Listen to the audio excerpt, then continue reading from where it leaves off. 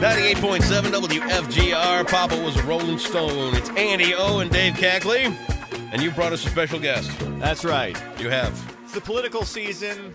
The winds of change are blowing in Washington and all over the United States. Election day is tomorrow. We got Todd Harcek here, a political analyst, a former professor of political science at Grand Valley State University. You were actually in the dirty game of politics for a long time, weren't you? Yeah, I was. Nearly 20 years, David. Yeah. Now, didn't you run for mayor when you were like 18 or something?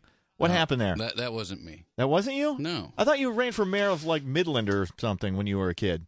No, I wanted to be like the dictator, but apparently you've got to actually go through the election process. It seemed like a lot of work.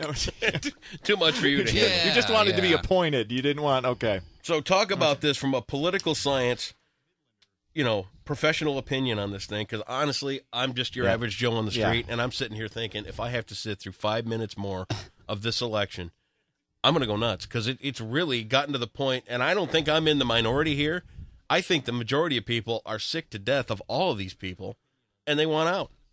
Sure, they are, and especially in certain states that are targeted. I mean, they're getting just drilled with all sorts of...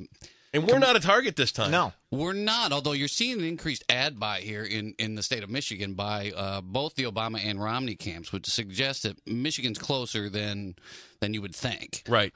Is it in play? I mean, I haven't heard, of all the states that they say are battleground states, Michigan has not been considered one of those. It hasn't been for a long time. This is kind of unique, and the reason I say that is you've got President Obama on defense, and so... Romney is expanding the states that they're actually going after. They're advertising in Pennsylvania and Michigan and Wisconsin, Minnesota.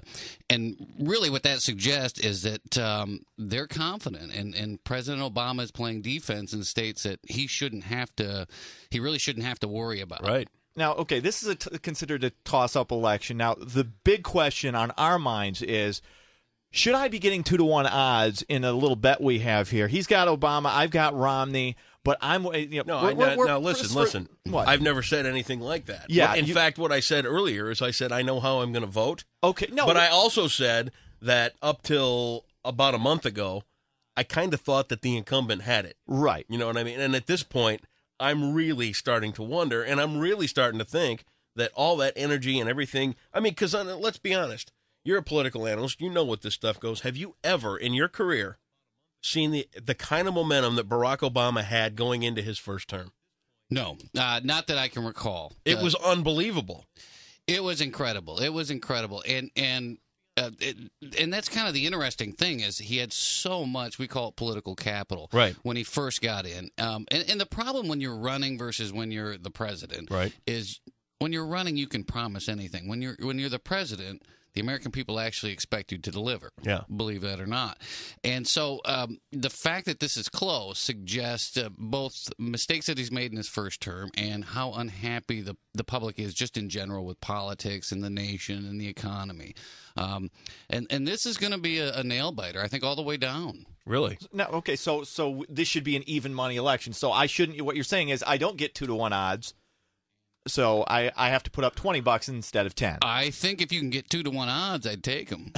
But Andy doesn't seem that stupid to me. But if he's going to give them to you, I'd take him. So where do you see this going? I mean, do you see Obama sticking around after Tuesday, or is it done? Is it Romney's? Is it the Republicans' turn for the next 4 years? I wouldn't say it's necessarily done. I mean, there's what is interesting about this is. You're seeing almost a reverse in certain regards when you talk Democrat or Republican than 2008, whereas the Democrats in 2008 were so fired up, there was nothing going to stop them from turning out. And the opposite is true now. It's really the Republicans that are just on fire. Yep. And so the question really becomes in determining the election, who's gonna turn out to vote? I mean, who's actually going to show up? Yeah.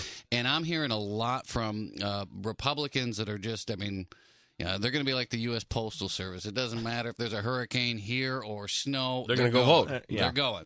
And independents are actually a little bit fired up. The really? Democrats are, the core are fired up, but you're losing those, we call them soft voters, that traditionally might vote Democrat, but they've got to be excited to show up, and that's that's going to be a problem for all the incumbents. So do you think this hurricane, the way Obama handled the hurricane, the support he got from Chris Christie, do you think that's going to have any effect at all?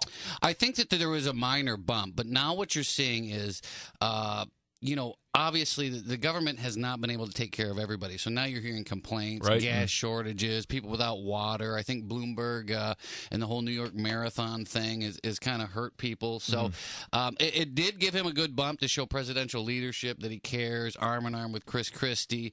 But whether that's going to continue through tomorrow, I'm not sure. All right, now let me just recap for everybody that's out here. We're talking to Todd Harcek, who is a political analyst here in West Michigan, and we brought him in because, honestly, he's a lot smarter than both Dave or I combined when it comes to this kind of politics stuff.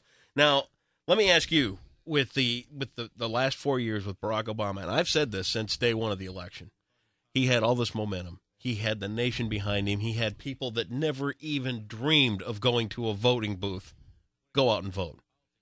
That, to me, is the kind of leader that we need. And I think when he got into office, I really think that there was a mindset there that, hey, no matter what this guy tries to pull, the old establishment wasn't going to have any part of it. Republican or, they did everything they could do to block what this guy wanted to do while he was in office. Do you think that's a fair assessment, or am I out in left field on this one? Half of it's fair. I think the mistake that President Obama made was pushing the health care thing so early and willing to do that without Republicans. Yep. And then, politics is kind of a funny game. I mean, actually, it reminds you of a kindergarten classroom. So for the first month or two, they'll be fine. Yep. They'll get along. They'll play well. And then as soon as one person takes a toy, then for the rest of the year, somebody's getting a wedgie. Fight, yeah. Right? And they're going to point to the other. They're going to tattle. It becomes a mess. And that's kind of what's happened is you want to give both sides a timeout. Yeah. But it's become so polarized. It's so polarized. And it's really... That's my next point. You know what? The political climate in the United States of America right now sucks.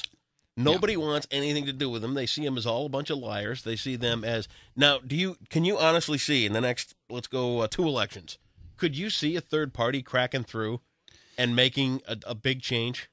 I think it's tough. I think it's tough. You've only had really 2 legitimate independent candidates, at least for president. That's John Anderson, then Ross Perot.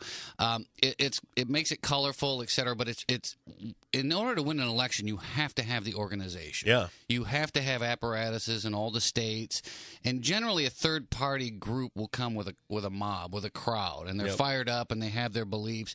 But then when you actually start to try to get them to have one platform or something they can agree on, it generally starts to disintegrate. Yep. And I just think it's tough. And the rules are stacked against them as well.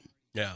At this point, you know what? If Ron Paul was on the ballot, I'd vote for him. I would. So here's, bottom line. And the only reason I would make that vote right is because I want to tell both Democrats and Republicans, I'm sick of you. I'm sick of this fighting. I'm sick of this ridiculous stalemate that we've got over everything. Everybody says that, but in the end, negative campaigning always wins. People say, we don't like it, we hate it. But isn't it true? Isn't it effective? Like these Obama ads, or these anti-Obama ads, Obama's for gay marriage and abortion. Are you vote your faith, not your... Dude, that was just bigotry.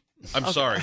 That was bigots what I'm saying, hiding behind a political message. You can say that if you want, but isn't that effective? And isn't that why it's done time and time again? That's the irony of politics, is when you talk to anyone, they hate negative ads. But then when you talk to them about who they're going to vote for or who they're going to vote against, whoever they're going to vote against, they say, well, I heard they did so and so. And so they're actually picking up the lines of the negative ads. Right. But I think that only goes so far. And I think that's what suggests that President Obama is going to have a more difficult time is, they have run both sides have, but they've run a real negative campaign, and that's to try to shed Romney in a light that's the least...